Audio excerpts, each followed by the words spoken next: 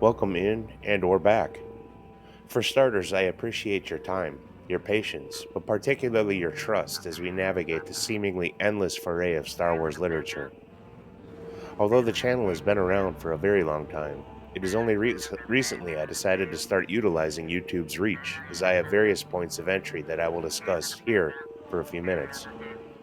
If you do like what you're seeing and or hearing, please consider like and subscribe. Although there are an overwhelming number of channels discussing the ins and outs of Star Wars, I haven't really come across many zeroed in on the literature itself outside of reviews.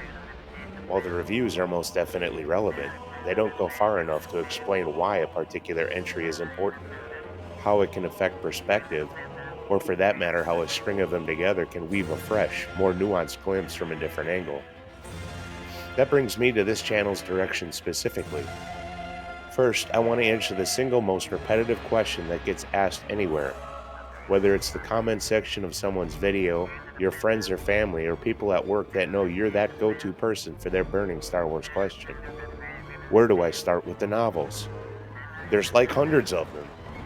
You know you've heard it before as a streamer reads their chat.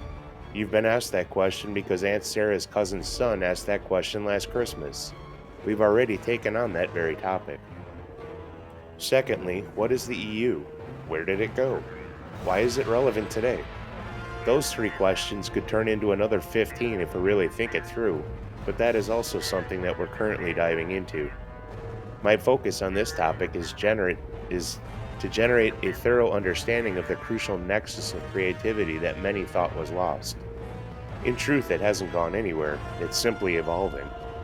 The EU is more than a collection of 20-year-old books. It was a think tank, a hive of creativity that only grew larger by the day. Its relevance in today's world and culture is a multifaceted discussion, one I hope you will join me in. Asserting the framework for fanfic acceptance. If you're an avid reader, the algorithm is working because you're in the right place. If you're a writer on any level, be it skill or completed works, I can only hope the algorithm finds you here at some point because the public and fandom more particularly, need to embrace this section of the fan base with open arms. Every writer started out as a fan of something. Every writer had to start somewhere. Most started writing about whatever passions they may have had, and that ultimately would lead them to writing fan fiction. Even if you have your own current headcanon, you're a fanfic writer. Just make sure you write those ideas out so I'm not a liar. I've already covered my personal issues with running into walls, so I'd like to go over the hurdles specifically so you do find a home for your fanfic without getting rejection letters for yourself.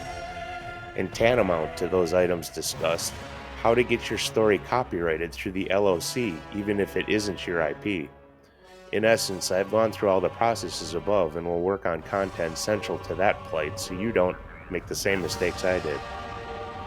We're almost done, I swear.